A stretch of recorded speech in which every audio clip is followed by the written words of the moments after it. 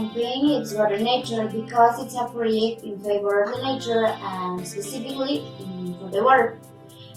Our purpose is to make better the life quality in our country and reduce the water pollution and development through the water purifier and the reuse of the water. Or public, for communities, big cities, industries, public devices, and every home in our country.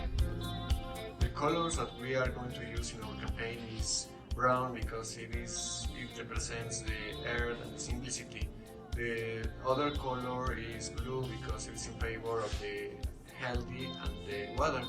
And in last, the color that we are going to use is green because it's in favor of the nature. And the slogan is saving lives, keeping, reusing, and cleaning water. Facts. In Mexico, are spent 60 liters of water per people. The lakes are contaminated every day by residual water. A lot of biodiversity in Mexico is decreased in the last years. Activities: to create a functional prototype ready for application, to install filters in 50% of lifts of homes in Toluca, to give conferences to explain its functionality.